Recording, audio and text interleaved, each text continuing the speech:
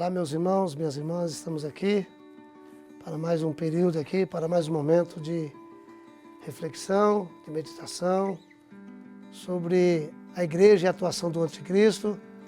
E é uma alegria poder estar aqui convosco nesse dia e contando com a bênção do Senhor, contando com o cuidado do Senhor para que tenhamos mais um momento aí de edificação e de crescimento. Está conosco nesse dia a nossa irmã Cecília. A nossa leitura encontra-se em Apocalipse. Apocalipse capítulo 13. Vamos lá, Apocalipse capítulo 13, versículos. Versículo de 1 a 18, diz assim o texto. A versão é Almeida Corrigida Fiel, que diz assim: E eu pus-me sobre a areia do mar, e vi subir do mar uma besta que tinha 7 cabeças, 10 chifres, e sobre os seus chifres 10 diademas, e sobre as suas cabeças um nome de blasfêmia. E a besta que via era semelhante ao leopardo, e os seus pés como os de urso, e a sua boca como a de leão. E o dragão deu-lhe o poder, e o seu trono, e grande poderio. E vi uma das suas cabeças como ferida de morte, e sua chaga mortal foi curada. E toda a terra se maravilhou após a besta, e adoraram o dragão que deu à besta o seu poder, e adoraram a besta, dizendo: Quem é semelhante à besta? Quem poderá batalhar contra ela? E foi-lhe dado uma boca para proferir grandes coisas e blasfêmias, e deu-se-lhe poder para agir por 42 meses. E abriu a sua boca em blasfêmia contra Deus, para blasfemar do seu nome e do seu tabernáculo e dos que habitam no céu. E foi-lhe permitido fazer guerra aos santos e vencê-los, e deu-se-lhe poder sobre toda tribo, língua e nação. E adoraram-na todos que habitam sobre a terra, esses cujos nomes não estão escritos no livro da vida do Cordeiro que foi morto desde a fundação do mundo. Versículo 9. E se alguém tem ouvidos, ouça. Se alguém leve em cativeiro irá. Se alguém matar a espada, é necessário que a espada seja morto. Aqui está a paciência e a fé dos santos. E vi subir da terra outra besta, e tinha 2 chifres semelhantes aos de um cordeiro, e falava como o dragão, e exerce todo o poder da primeira besta na sua presença, e faz que a terra e os que nela habitam adorem a primeira besta, cuja chaga mortal foi curada. E fez grandes sinais, de maneira que até fogo faz descer do céu a terra, à vista dos homens, e engana os que habitam na terra, com sinais que lhe foi permitido que fizesse em presença da besta, dizendo aos que habitam na terra que fizesse uma imagem à besta que recebera a ferida da espada e vivia. E foi-lhe concedido que desse espírito à imagem da besta, para que também a imagem da besta falasse, e fizesse que fossem mortos todos os que não adorassem a imagem da besta. E faz que a todos, pequenos, grandes, ricos e pobres, livres e servos, lhe seja posto um sinal na sua mão direita ou nas suas testas, para que ninguém possa comprar ou vender, senão aquele que tiver o sinal, ou o nome da besta, ou o número do seu nome.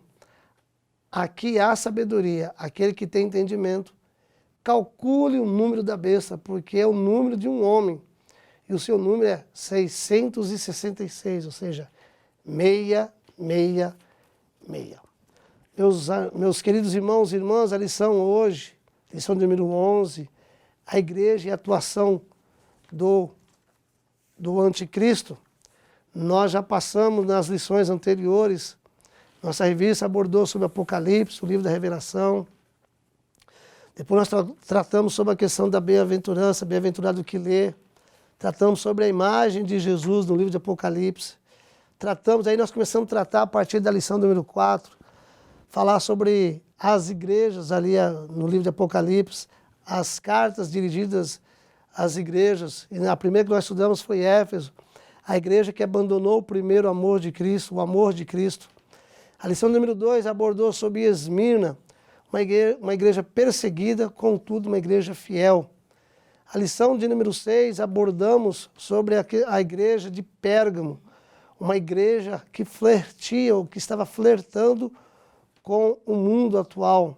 Tiatira, uma igreja fervorosa, contudo, uma igreja transigente, uma igreja que cedia. Na lição número 8, nós tratamos sobre a igreja de Sardes, uma igreja que era considerada a igreja dos mortos-vivos. E a lição de número 9, Filadélfia, uma igreja irrepreensível, aliás, é a segunda igreja a qual não há nenhum tipo de reprimenda por parte do Senhor. E a lição de número 10 foi a última lição que foi estudada sobre a igreja de Laodiceia, uma igreja indiferente. E como diz alguns estudiosos, essa igreja atual, desse mundo atual, tem semelhança a essa igreja de Laodiceia, segundo alguns estudiosos. E a lição de número 11, a lição de hoje, é a igreja e a atuação do anticristo. Então nós vemos aí a igreja nesse contexto, e agora nós vamos já partindo já para a parte final do livro de Apocalipse, é que nós vamos ver que nesses últimos tempos, nesses últimos dias, teremos aí uma atuação, ou como diz o apóstolo João, que o anticristo já está presente, já está atuando. Ainda não lhe foi dado todo o poder, toda a autoridade para que ele venha realmente atuar de forma plena e absoluta. E aí vivemos os últimos momentos, os últimos acontecimentos da igreja aqui na face da terra, na iminência da volta do nosso Senhor Jesus Cristo. Então, o texto que nós vamos estudar aqui, o livro de Apocalipse, nós temos aí o texto-chave, que é Apocalipse capítulo 13, versículo 1, que diz: E eu pus-me sobre a areia do mar, e vi subir do mar uma besta que tinha 7 cabeças e 10 chifres, e sobre os seus chifres 10 diademas, e sobre as suas cabeças um nome de blasfêmia. Para a reflexão, temos aí o espírito do anticristo, agente de Satanás, já atua no mundo, como eu havia dito. O apóstolo João já abordava, já falava sobre essa questão. Então, de acordo com a Bíblia Sagrada, a grande tribulação, que é aquele período de 7 anos, de acordo aí com os estudos bíblicos, na grande tribulação, então, surgirá essa figura, o anticristo, sob a inspiração satânica, o qual implantará, então, por um curto período de tempo, o seu governo terreno, o seu governo aqui na Terra. E esse personagem, pelo que nós vemos à luz do estudo das Sagradas Escrituras, será uma espécie, então, de encarnação do próprio diabo. E aí surgem tantas perguntas, tantas divagações, tantas questões, tantos debates. Quem é esse anticristo? O que é o anticristo? Ele é um homem, não é um homem? Ele é um sistema político, ele é um sistema social, um sistema religioso? Ou seja, quem é o anticristo? Ou o que é o anticristo, nossa irmã Cecília? Então, Nilton, eu já ouvi falar de tantos personagens que poderia ser o anticristo, que você, olhando pelas escrituras e pelo cenário, para aquilo que realmente aponta sobre quem seria esse personagem, na verdade não tem nada a ver. O anticristo não será um sistema, não será um bloco, o anticristo será... Então, o anticristo será uma pessoa, um homem poderoso, político, diplomático, e aqui o primeiro versículo diz, e pus-me sobre a areia do mar e vi subir do mar uma besta que tinha 7 cabeças, 10 chifres, 10 diademas, ou seja, aqui traz muitos elementos simbólicos. E a gente fica pensando, quem seria esse elemento tão assustador? Não podemos achar que isso é uma figura mitológica que vai surgir do mar e aí quem mora perto da praia já vai começar a querer fugir. Não, não é nada disso. Aqui os elementos são simbólicos, né? E o autor da revista, que está aqui do meu lado, Nilton, ele traz uma interpretação importante que é sobre o simbolismo e a numerologia, O 7 significaria completude, 10, plenitude, significando a completude em torno da vitória da igreja, a vitória de Cristo e a definição final do reino, né? Mas existem outra interpretação que eu gostaria de trazer, porque vocês certamente serão questionados na sala de aula. Essa outra visão, ela é muito conhecida e eu gostaria de trazer porque aqui tem elementos muito simbólicos. Cabeça significa, em hebraico, pessoas, né? Cristo é a cabeça da igreja, o homem é o cabeça da casa, te colocarei por cabeça e não por cauda. Então, 7 cabeças aqui poderia significar uma sequência de imperadores, né? 10 chifres com diademas, chifres fala de poder. Normalmente a Bíblia traz aqueles animais que têm chifres, significando o seu poder, conquista, força. E diademas fala de coroa, de reinos. Então aqui poderia significar alguém que estaria surgindo. O anticristo é uma pessoa, como nós já dissemos, mas que viria com todo esse apoio de nações, de império, de poder, de força, que está representada aqui por esse símbolo, essa simbologia no versículo 1. O versículo 2 vai falar sobre algumas características, Newton, de alguns impérios do passado, e aí traz aqui leopardo, pés como de urso, boca de leão. São algumas características que representaram impérios do passado, né? Importantes para Israel e na história, no contexto histórico em geral. Então, nesse ponto aqui, Cecília e caros professores e professoras, para se evitar algumas indagações, algumas especulações, o anticristo ele não será o diabo, né, que vai aparecer aí na vida no mundo, é aquela coisa, não. Será um homem, será um personagem, será uma pessoa, e o texto vai dizer em Apocalipse capítulo 13, versículo 1, e vi uma besta subir do mar. O mar aqui, e a Bíblia, toda vez que a Bíblia se refere a mar, ela está dizendo, ela está apontando para um caos. Então, esse personagem que vai surgir, ele é uma pessoa, tá? Um personagem real, um homem poderoso, tá? Um homem que surgirá dentro de um cenário internacional, tá? Esse homem, ele vai surgir dentro desse mar, vai emergir do mar essa besta, ou seja, dentro de um caos. E que caos? O caos político, o caos econômico, o caos social, o caos econômico, que é o que nós já estamos vivenciando. E cada vez mais esse cenário ele é muito presente para nós e a luz da Bíblia fica muito latente para conosco. Está muito presente aí um caos em todos os meios, em todas as dimensões. Há-se uma busca desenfreada para a solução, para a paz, para encontrar alguém para solucionar os problemas, solucionar as guerras, solucionar o problema financeiro, igual vivemos aí agora recentemente, o problema financeiro mundial, econômico. Então, quem será esse personagem? Quem será esse anticristo? Certamente será o último ditador, o último imperador mundial que vai surgir nesse cenário. Claro que ele será um homem conhecido para o mundo todo, né? E ele exercerá então o seu poder, exercerá seu controle mundial sobre todas as nações. E quando nós ainda falamos do anticristo, irmã Cecília, temos aí as definições para nós termos um entendimento um pouco melhor. Quem é esse anticristo? Nós temos que partir da etimologia da palavra, né? A palavra anti, ou seja, é aquele que é contra, o prefixo é anti, né? Aquele que indica contrário, aquele que indica que é contra, aquele que indica que é opositor. E aí nós temos os textos bíblicos, irmã Cecília, 2 Coríntios, capítulo 2, versículo 4, versículo 9 e 10, que diz assim, ó, 2 Coríntios, carta de Paulo, aos Tessalonicenses, capítulo 2, versículo 4, o qual se opõe e se levanta contra tudo que se chama Deus ou é objeto de culto, a ponto de assentar-se no trono de Deus, ostentando-se como se fosse o próprio Deus. Quem é esse aqui? O anticristo.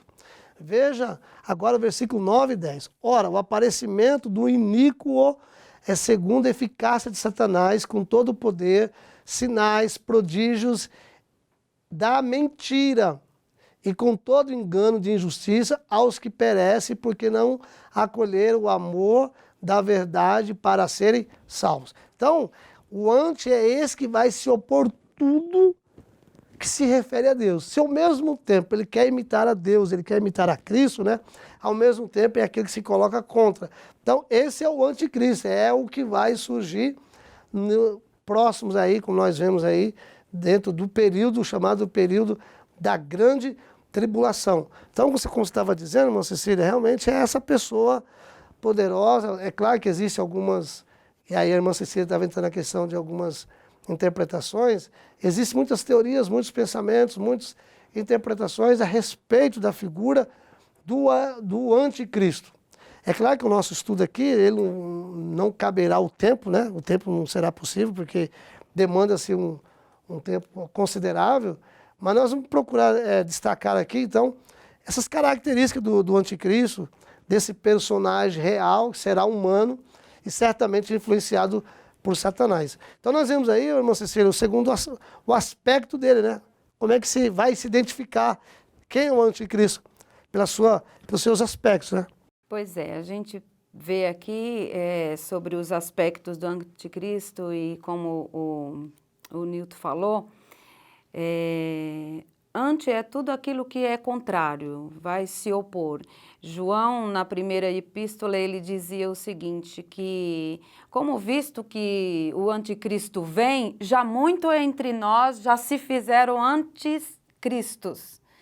Então ele dizia de pessoas que já era contrário a Cristo naquela ocasião, e ele dizia inclusive o seguinte, Nilton, saíram de nós, mas não fazem parte, não são como nós, são anti aquilo que a gente prega que é o Cristo. Ele falava de um grupo que possivelmente aceitaram a Cristo a princípio, mas depois, com tantas teorias, e no primeiro século existia muito isso, né?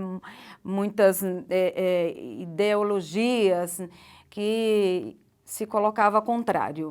Então, os primeiros cristãos enfrentaram muito, tiveram muita resistência nesse sentido. E o espírito do anticristo, ele já existe desde sempre, desde quando Cristo veio, o espírito já existia. E agora eu digo como aqui em Apocalipse, na nossa lição, né? Ele vai se manifestar aqui com muitas características e a gente fica se perguntando assim, mas como alguém que tem as características de caluniador, de profano, de maldade, de crueldade, não é, Nilton? Uma relação enorme de maldades. Como alguém pode aderir e adorar uma pessoa como essa, um personagem como esse? É porque ele é mentiroso, ele é enganador. E ele vai começar por essas duas características aí. Ele vai começar enganando, se fazendo de bonzinho, vai governar o mundo, veja bem, ele vai governar o mundo literalmente durante 7 anos, vai receber permissão para isso, mas ele vai começar com uma falsa paz, com uma falsa prosperidade, como alguém que realmente veio para solucionar todos os problemas econômicos, os problemas religiosos, vai haver uma unificação e aí depois ele vai se manifestar. Como é que essa manifestação se dará? Nilton, ele, na ocasião, o templo já estará construído, a gente sabe que hoje no templo, no local do templo, o que existe é a mesquita dourada, mesquita muçulmana, mas nessa ocasião aqui o templo já estará construído.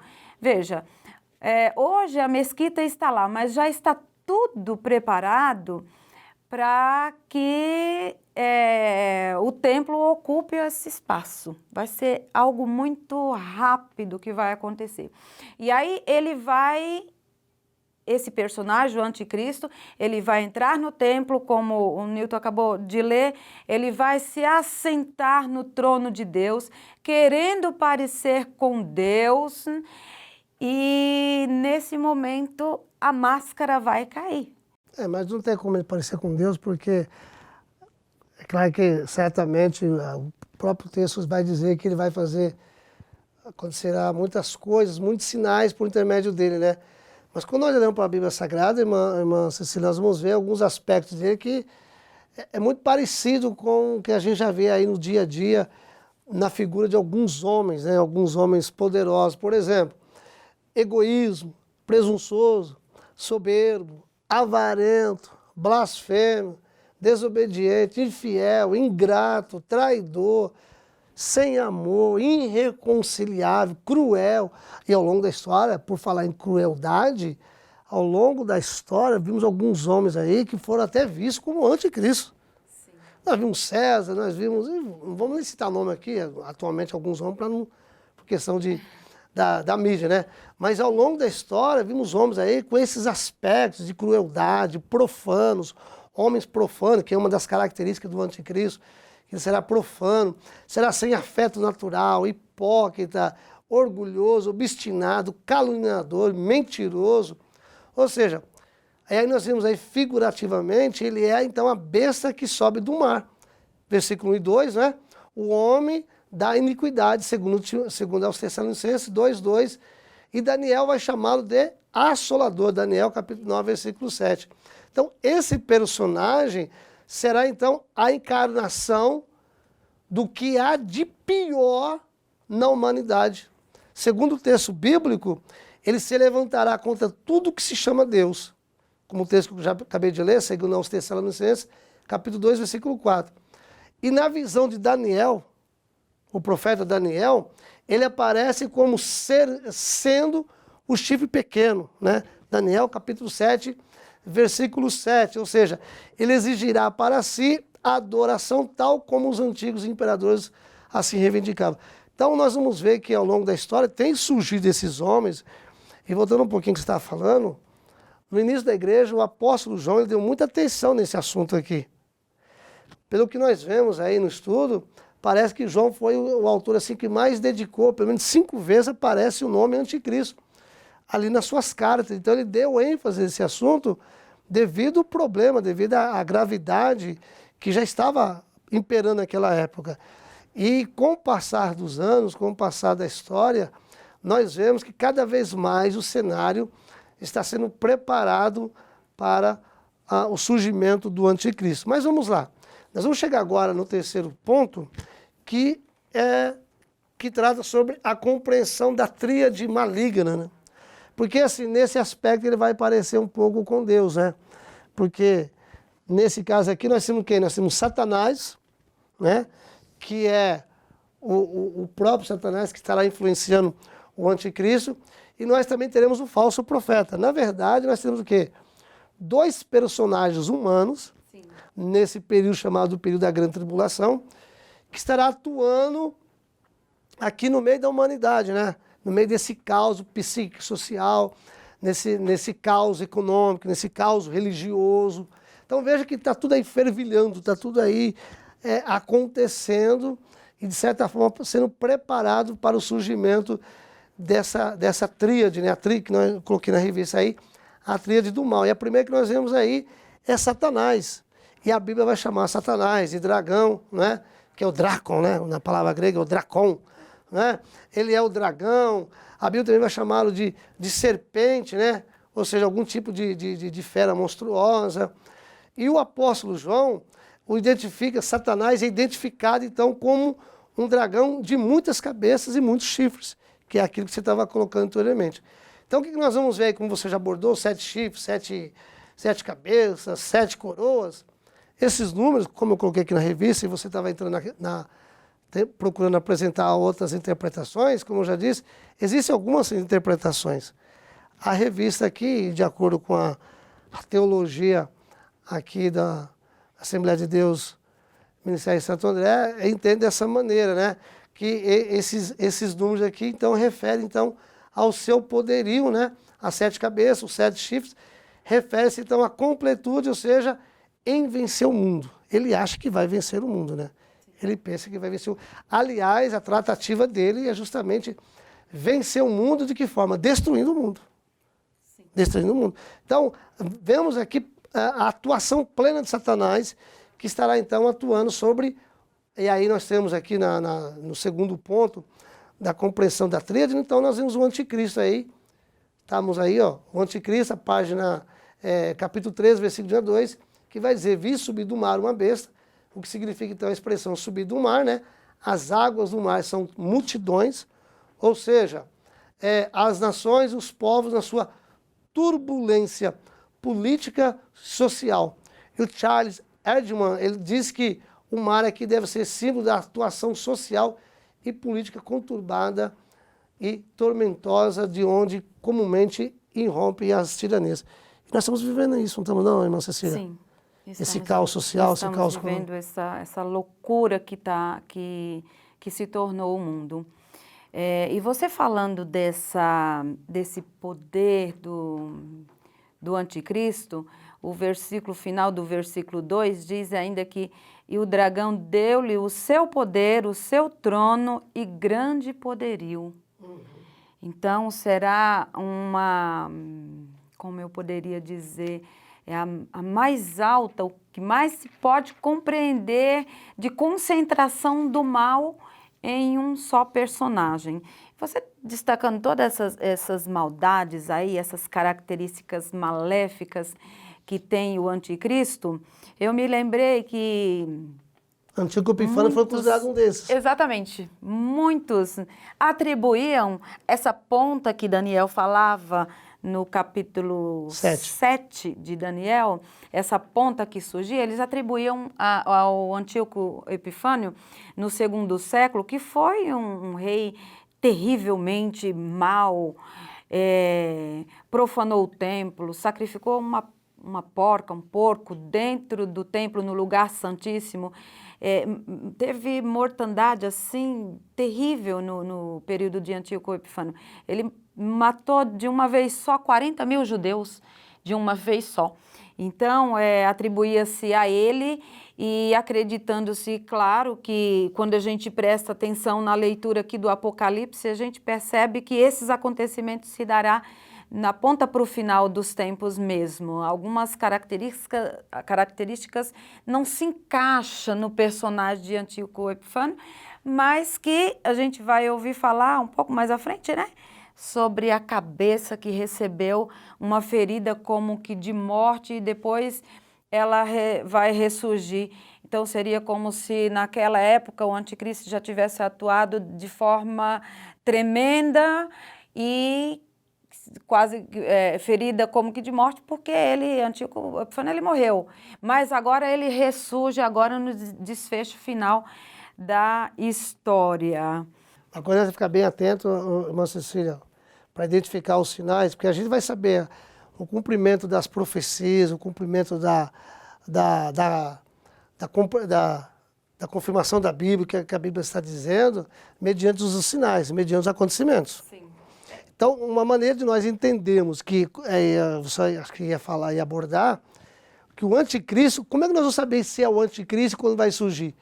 É justamente num tempo de muita turbulência. Sim. Num tempo onde que parece que está tudo perdido, onde está um caos em todos os aspectos.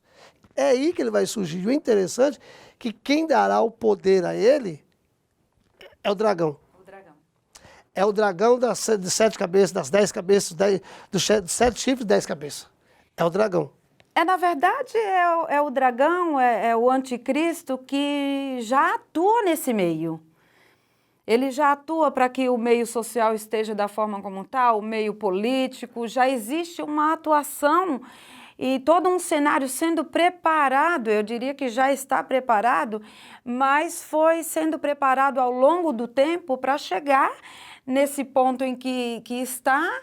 Eu digo que está porque eu acredito que ele está às portas, que o cenário já está todo totalmente preparado e o mundo grita, o povo grita ansiosamente por uma solução. Quem é de Cristo sabe, mas a verdade é que o anseio humano é para uma paz social, que se apareça um líder político, que alguém surja em quem se possa confiar.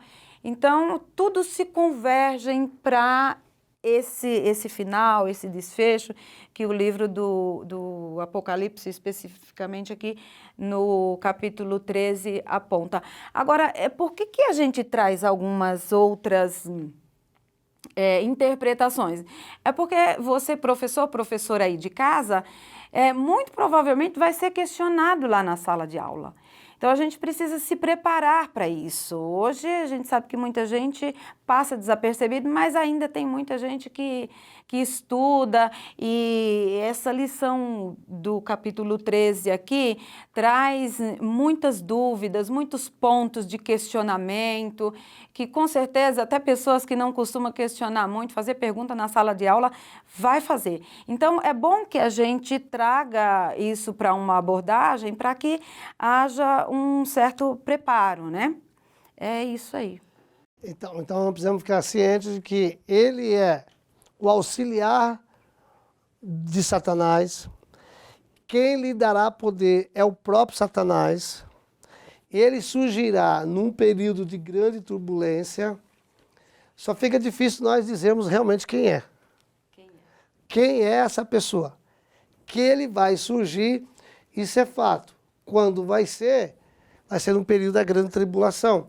E vemos que cada vez mais, a passos largos, estamos chegando a esse período que, de acordo com a Bíblia, será o final da história da humanidade. Então, o que nós vemos aí? Que o dragão lhe deu poder, o seu trono e grande autoridade. Então, na pessoa do seu ungido, o diabo deseja literalmente tomar o poder de Jesus aqui na terra, tá? Então, ele vai tentar tomar o posto de Jesus, e isso se torna evidente em suas reiteradas tentativas de assumir a aparência de Cristo. E uma das coisas que nós vamos ver aí na terceira pessoa, que é o falso profeta, que vai surgir aí o quê? Vai surgir os sinais. Vão surgir aí os milagres, né? Para enganar, para iludir as pessoas, para fazer as pessoas pensarem que realmente é o homem, é a pessoa que esperávamos, que é o grande homem de Deus, não é? Temos que tomar muito cuidado, porque isso certamente irá acontecer. Em Apocalipse capítulo 13, versículo 11, vai dizer, na visão de João, e vi subir da terra o quê? Outra besta. Outra besta. Então, na visão de João, a segunda besta é serva da anterior, ou seja, da primeira besta, que é o anticristo, né? E seduzirá o mundo inteiro a adorar o quê? A primeira besta. Então, esse é o papel do falso profeta. Que aí tem a questão aqui que ele vai trabalhar a questão do aspecto religioso. E há um movimento no mundo aí, há um movimento dentro das religiões que é chamado do ecumenismo. E, segundo os estudiosos, o falso profeta trabalhará na perspectiva da unificação de todas as religiões. Colocarem todas as religiões debaixo do mesmo guarda-chuva. Ou seja, não importa a sua religião. Na verdade, todas as religiões levam a Deus. Outra proposta aí da tríade maligna de enganar as pessoas, de seduzir as pessoas para o engano. Então, o falso profeta, ele vai ser aquele que é um líder político também, é um líder religioso. O anticristo será um líder político, o falso profeta é um líder religioso, que vai trabalhar em prol do anticristo. Quando a gente analisa aí os sinais da besta, as suas ações, né? Como é que se dará, ele vai fazer com que o povo adorem o anticristo. É uma coisa tão absurda, assim, a gente pensar, mas como vai adorar? O anticristo, ele vai vir como uma solução e ele vai ser tão bom para a humanidade que aqui estiver, eu e você não estaremos, mas ele vai trabalhar de tal forma que a humanidade vai se maravilhar e vai perguntar assim, quem pode vencer? Não há quem possa vencer. Então, é meio estranho a gente pensar numa situação como essa, mas vai ser a atuação dele, como é que vai agir no mundo. E aí vem a besta trazendo desenrolando um papel importante no cenário, que é o de convencer a todos que realmente ele merece ser adorado e vai convencer as pessoas, vai construir uma imagem da besta e vai fazer com que todos o adorem. E quando eu leio, Nilton, esse versículo, isso me remete lá à ocasião da estátua de Nabucodonosor, quando Sadraque, Mesaque e Abednego foram lançados na fornalha de fogo. Tudo o que a gente vê que acontece aqui nas ações da besta é o que aconteceu lá. Ele vai fazer uma imagem, vai fazer com que todos o adorem. Quem não adorar será punido. A imagem, aquela imagem era também a imagem de um Deus, né? Era o Deus mais importante da Babilônia. Aconteceu na Babilônia, no reinado de Nabucodonosor. Nabucodonosor faz a estátua e para que seja adorado. A gente está falando de adoração, a gente está falando de idolatria, a gente está falando de religião. Então, religião, líder religioso. Nabucodonosor, que fez a estátua e fazia com que eu adorasse sob pena de punição e morte, também religião. E a besta aqui, que está trabalhando em prol, religião também. Na ocasião do Nabucodonosor, era o deus mais importante da Babilônia. Haja visto o tamanho da estátua, né, Nilton? Dizem a Bíblia que era 60 côvados. Imagina 60 côvados. Isso dá mais ou menos 2.700 metros. Quer dizer, é muita coisa. E essa grandeza toda significava o tamanho do Deus, a importância do Deus. É só um detalhe que não tem muito a ver, mas por que eu falo da medida da estátua? E alguém pode se perguntar como um côvado corresponde ao antebraço, que normalmente mede em torno de 45 centímetros, um pouco mais. Então, a gente chega nesses números. E aí é o que a besta vai estar fazendo aqui, fazendo com que o adorem, né? E a Babilônia do Antigo Testamento era uma Babilônia terrível, muita idolatria, muitos deuses, eles praticavam coisas horríveis aos olhos de Deus, e orgia, sexologia, sexolatria.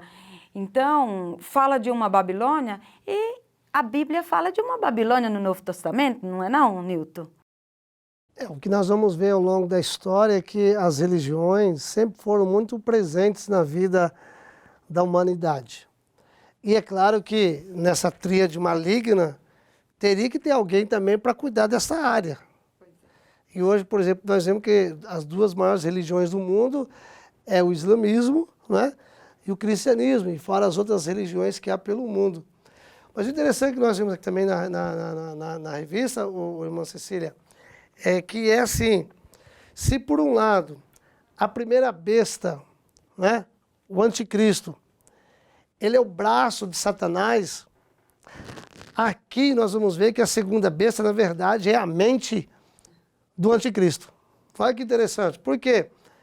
Porque ela, ou seja, o falso profeta, né, a primeira besta age, nós vamos ver aqui que é o anticristo, ele agirá na área política, tá? Na área econômica, na área social, e ainda dentro da sua atividade ele exercerá também o seu poder tanto em Roma como em Jerusalém, não é? E quando nós olhamos para a segunda besta, que é o falso profeta, ele agirá exclusivamente na área religiosa, que é uma das grandes necessidades do ser humano. Se por um lado nós temos a humanidade em busca da paz, nós vivemos uma humanidade em busca de uma tranquilidade no aspecto social, econômico, político, porque a política vive efervescente. A questão econômica mundialmente está aí no colapso. Então, o ser humano ele busca isso, ele quer alguém que resolva esse problema para ele. Cada vez mais a pobreza aumentando no mundo, cada vez mais a escassez no mundo, cada vez mais o poder na mão da minoria. Então você vê que na sua totalidade, o ser humano está aí desesperado, está angustiado, vive num caos, vive num desespero, vive numa ansiedade, então precisa desse alguém. Aí, Satanás é oportunista, colocará quem? Colocará o anticristo. Ele vai atuar. Então, nesse caso, ele é o braço de Satanás. E aí vem quem? A outra necessidade do ser humano. Como já dizia o Dostoiévski, que o vazio do homem é do tamanho de Deus. Ou seja, somente Deus pode preencher o vazio do ser humano. E nesse sentido, o ser humano vai em busca do quê? De religiões. Achando que a religião vai preenchê-lo. Achando que a religião vai satisfazer as suas necessidades espirituais. E não preenche. E aí então surge esse camarada, né, que é o falso profeta. E aí, interessante que nós vamos olhar aqui no texto, irmã Cecília, acompanha comigo, por favor. Segundo aos Tessalonicenses 2:9, que diz: ora, o aparecimento do iníquo é segundo a eficácia de Satanás. Olha como é que será a sua eficácia. Como que ele se manifestará o segundo falso profeta? O falso profeta, ou seja, a segunda besta. Com todo o poder, sinais e prodígios da mentira. Agora voltemos para Apocalipse capítulo 13, versículos 13 a 15. Capítulo 13, versículo de 13 a 15. Veja o que diz aí o texto sagrado. Também opera grandes sinais de maneira que até fogo do céu faz descer a terra diante dos homens. Seduz os que habitam sobre a terra por causa dos sinais que lhe foi dado executar diante da besta, dizendo aos que habitam sobre a terra que façam uma imagem da besta, a irmã estava falando agora, aquela que ferida a espada sobreviveu. Ele foi dado comunicar fogo à imagem da besta, para que não só a imagem falasse, como ainda fizesse morrer quantos não adorassem a imagem da besta. Ou seja, vai surgir esse homem, esse milagreiro, não é? Esse homem que faz, esse homem supostamente de Deus, para atender às necessidades espirituais do homem, e vai produzir o quê? Sinais, milagres, maravilhas. Então, e são sinais, esses que nós estamos abordando aqui, esses sinais apontam para o surgimento dele. Então, nós como igreja, os professores como igreja, estudantes da Bíblia, devemos estar atentos ao que é os sinais, acompanhando biblicamente o que a Bíblia diz, né? As profecias bíblicas, e vendo os sinais acontecendo, as coisas acontecendo dentro da história, para nós estarmos aí amparados pelas Sagradas Escrituras, para não ser pego de surpresa. Igual essa pandemia que surgiu aí, muita gente ficou desesperada. Irmãos, quem conhece um pouquinho da Bíblia, não se desespera não. O próprio Senhor Jesus disse que no final dos tempos viriam coisas que não sequer imaginaríamos. E a grande tribulação, ela vai proporcionar esse momento. Então surgirá esses três personagens, falando assim humanamente falando, surgirá então o anticristo, que será esse homem religioso, cuidará da parte econômica, da parte política, e o segundo teremos então um falso profeta que cuidará da parte da religião, ou seja, tentando enganar as pessoas através de sinais, poder e maravilha, ou seja, tentando seduzir as pessoas, que é o que elas mais gostam, né? Como sempre, o diabo é um enganador. Então, ele vai enganar até o último instante, ele vai estar enganando. A gente já avançou um pouquinho aqui para o falso profeta e esse trabalho ele é bom porque a gente tem liberdade de ir e voltar, não é? Porque quando eu estou estudando a lição, eu me coloco na posição de aluno e eu me coloco na posição de professor na sala de aula. E aí parece que eu vejo alguém questionando, mas olha, eu não entendi aqui. Tem algumas coisas, Newton, que a gente não entende. No versículo 6 diz assim, olha, e aí depois eu volto para essa questão, só para a gente não se distanciar muito. Diz assim o versículo 6, olha, e abriu a sua boca em blasfema contra Deus para blasfemar do seu nome e do seu tabernáculo e dos que habitam nos céus. Nós já avançamos já para o 9, 15, não é isso? Mas eu queria trazer esse detalhe aqui, por quê?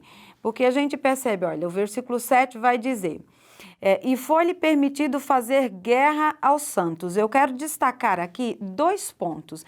A gente percebe que, embora Satanás esteja praticando coisas terríveis na terra, ele não faz se não houver permissão. Ou seja, o controle é de Deus. O controle é totalmente de Deus, ele só faz porque Deus permite. E aí o 7 vai dizer, e foi-lhe permitido fazer guerra aos santos e vencê-los, né? E aí a gente se pergunta, como assim? Se o controle está nas mãos de Deus, como é que foi permitido que vai fazer guerra, que vai vencer aos santos? Os santos não são protegidos, não é? Então, como é que isso acontece? Mas aqui, o que parece é o seguinte, que vencer aqui, ô Newton, seria vencer pelo o martírio e o controle externo que ele vai exercer na vida dos cristãos. Ele não vai exercer um controle interno na vida do cristão, não. O cristão vai ter poder de decisão e de dizer, não, eu sou fiel a Deus, eu sou fiel a Cristo, eu sei que esse é o homem do pecado, eu não vou me dobrar, por mais que a besta insista em fazer todos adorarem, mas o cristão fiel, ele vai dizer não. Então, vai haver, como no passado existiu muitos mártires, também possivelmente vai existir aqui. Vai existir muita gente, muitos cristãos que vai negar a Cristo publicamente, como vai existir muitos cristãos que não vai negar, que vai permanecer firmes e que serão também martirizados. Só para te ajudar, Cecília, nesse ponto aí, só para te ajudar aí, nesse ponto aí, pessoas morrer por mão de Satanás, sob o martírio, uma grande vitória, né? Alguém morrer porque ele foi lá, perseguiu, negou o nome, vai lá e mata aquela pessoa. Para ele é uma grande vitória. É uma vitória. Mas a verdadeira vitória está com o Senhor, porque a pessoa não negou o nome dele. Exatamente. E como ele quer se parecer com Cristo, o desejo dele é que alguém morra defendendo ele. Quando a gente olha para Apocalipse capítulo 6, versículo 9, do 9 a 11, diz assim, olha, e havendo aberto o 5º selo, vi debaixo do altar as almas dos que foram mortos por amor da palavra de Deus e por amor do testemunho que deram, e clamavam com grande voz, dizendo, até quando, ó verdadeiro e santo dominador, não julgas e vingas o nosso sangue dos que habitam sobre a terra? E foram dadas a cada um compridas vestes brancas, e foi-lhe dito que repousassem ainda um pouco de tempo, até que também se completasse o número dos seus conservos e seus irmãos que haviam de ser mortos como eles foram. Então, às vezes é um versículo, um pontinho ali que a gente não entende muito, como é que foi lhe permitido dar poder a Satanás, a essa figura, guerrear contra os santos e vencer. É o que o Newton acabou de falar, para ele parecia uma vitória, mas não, é porque precisava se cumprir o número daqueles que... Agora, se alguém perguntar, professor, professora, mas por que é que tem que haver um número, tem que... Olha, aí já fica difícil de responder, porque a nossa mente limitada não entende algumas coisas, são realmente mistérios, mas são coisas comprovadamente bíblicas que de fato acontecem. E Deus vai honrar, vai dar vestes brancas, será coroado, terá recompensa. Nós vemos que dos discípulos, todos eles, Nilton, somente João teve morte natural. Todos os demais foram martirizados, foram mortos de alguma forma em fidelidade à palavra de Deus. E falando sobre a atuação da besta, o diabo sabe exatamente qual a necessidade do homem. Ele sabe da necessidade do homem e que aqui um pouco mais à frente vai estar muito explícita da necessidade social, ele sabe da necessidade financeira e econômica, vai atuar fortemente nessa área, e ele sabe da necessidade espiritual do homem. Porque o homem, ele depende de Deus, existe a essência de Deus na vida do homem. Quem não tem a Deus na vida tem um vazio enorme. O diabo sabe disso. Então é por isso que ele atua nessa área, porque é um viés muito fácil de conseguir prender, arregimentar e adquirir êxito. Mas o crente, aquele que é fiel à palavra de Deus, não pode ceder, mesmo que seja martirizado. Tem que permanecer firme. O diabo, ele é enganador, ele vai conseguir, infelizmente, ele vai conseguir convencer a muitos com as artimanhas, fazendo estátuas que diz aqui que vai falar, necessariamente não existe uma comprovação de que de fato isso vai falar, mas pode ser usado mecanismo para fazer isso. A tecnologia hoje é extremamente avançada e fazer descer fogo do céu, fazer falar, vai ser uma das artimanhas de Satanás de usar da tecnologia para fazer isso acontecer. Se isso acontecerá literalmente, não sabemos, né, Nilton? Nesse caso aí, nós como igreja, como membro do corpo de Cristo, precisamos cada vez mais ficarmos atentos quanto a essas questões de milagres, esses fenômenos de milagres, essas conferências de milagres, de sinais. Parece que quanto mais poder, quanto mais milagre, mais sinais, parece mal. Dá-se a ideia que realmente são grandes homens. Irmãos, tomemos cuidado. Cada vez mais a Bíblia se mostra atual, cada vez mais a história da humanidade prova o quanto que a Bíblia de fato ela está certa, porque falsos milagreiros sempre houve na história. Mas nessa proporção que tem acontecido nesses últimos tempos é algo de nós pararmos para pensar, pararmos para meditarmos. Porque tem havido aí um fenômeno, uma busca desenfreada por sinais, por milagres, temos que tomar cuidado. E o diabo, ele sabe como atrair as pessoas, porque a finalidade dele, ao usar aqui o caso falso profeta com sinais e maravilhas, sinais de poder, de prodígio, é justamente para seduzir ao quê? Ao engano. Se por um lado ele parece ser Deus fazendo milagres, mas a intenção dele, porque os milagres dele, como diz lá a carta de Paulo aos Tessalonicenses, é da mentira, é do engano, é do engodo. E nós, como eu sempre falo com os meus alunos, que é o seguinte, o foco do cristianismo não é milagre, o foco do cristianismo é a palavra de Deus. Se Deus quiser fazer, ele faz a hora que ele quiser, sem estardalhaço, sem coisa espetaculosa, ele vai lá e opera. Às vezes você está na sua casa, você ora o Senhor, uma determinada situação lá, ele vai, cura, opera e está tudo certo. O que nós temos que tomar cuidado são essas coisas espetaculosas hoje, não, sabe? E aqui o texto é muito claro, que nesses últimos tempos surgirá esse falso profeta realizando sinais, realizando maravilhas. Nós não sabemos quem que é, nós não sabemos quem que é. Não dá para dizer quem que é a pessoa. E lembre-se que o espírito do anticristo já está operando. O espírito do anticristo já está atuando desde o primeiro, lá dos primeiros séculos da igreja. Tanto é que o apóstolo João, mesmo autor aqui do livro de Apocalipse, já escreveu, ele gastou suas cartas lá para falar sobre esse assunto. Então, temos que tomar muito cuidado, porque a tríade está por aí.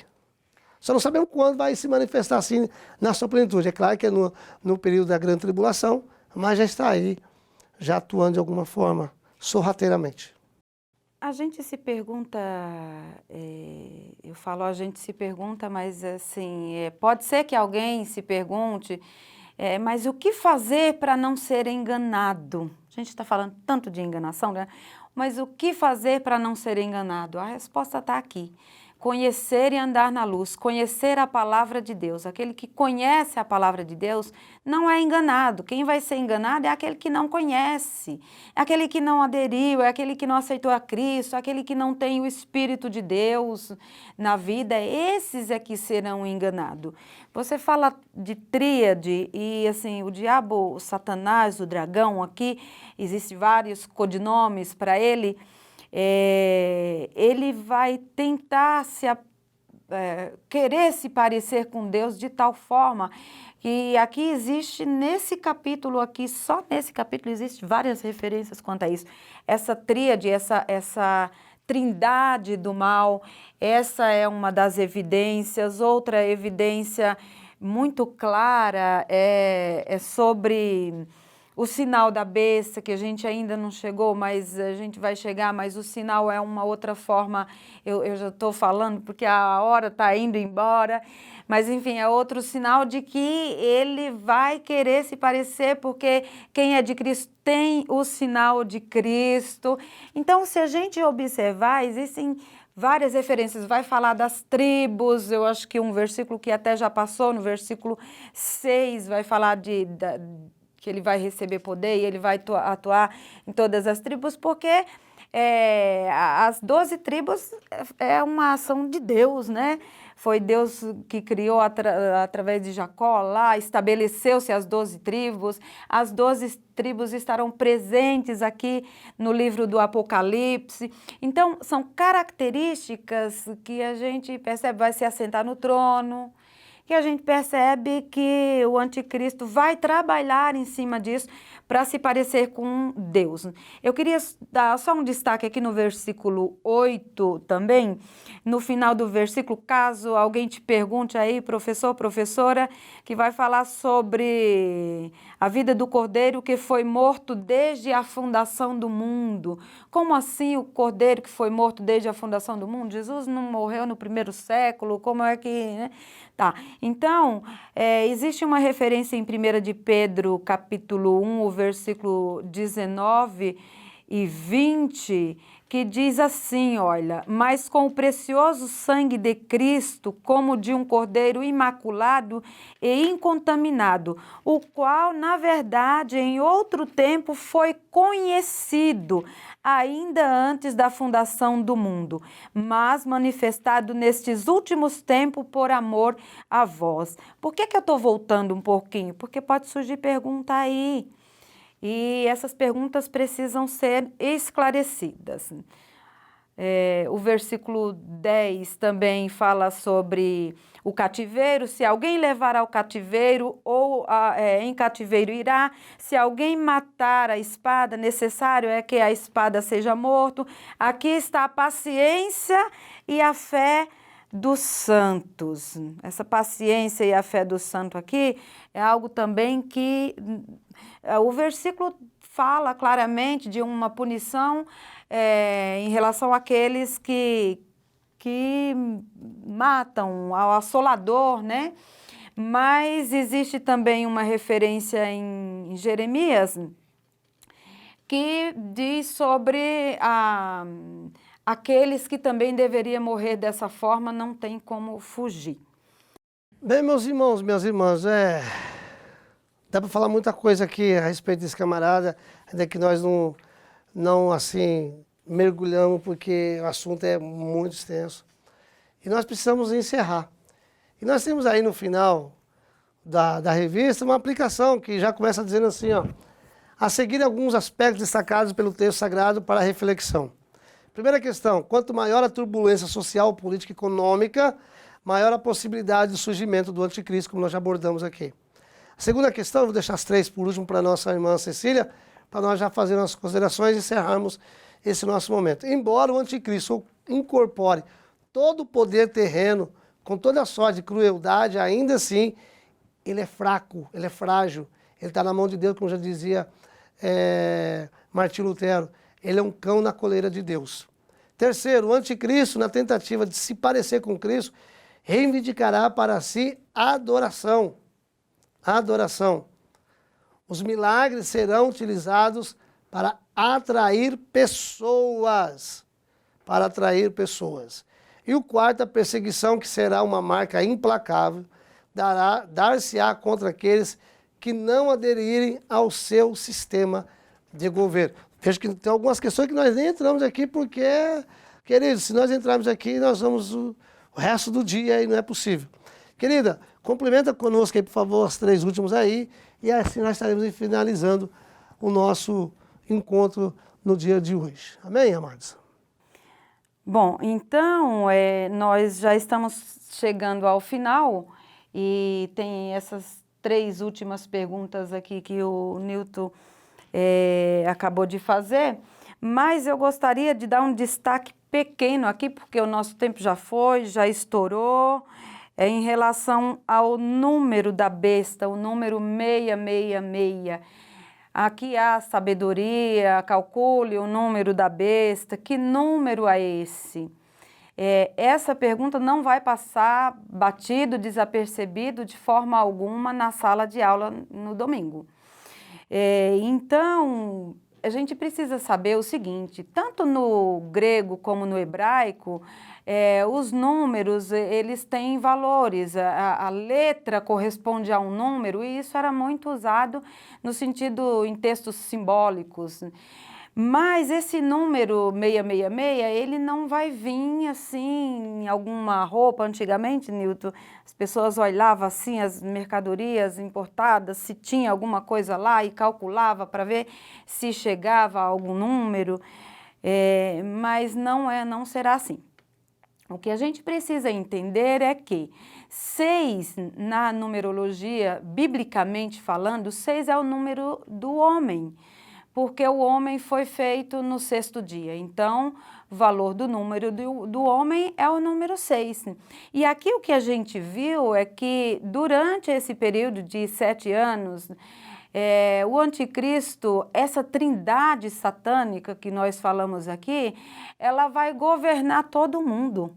Então será 3 personagens, 6 é o número do homem, então será os 3 em conjunto, logo cada um 6, 666, vai dar essa junção aqui que a Bíblia fala, não é nem um número que a gente possa aí achar que está escondido, que precisa fazer cálculos e cálculos para que isso, para chegar a esse número.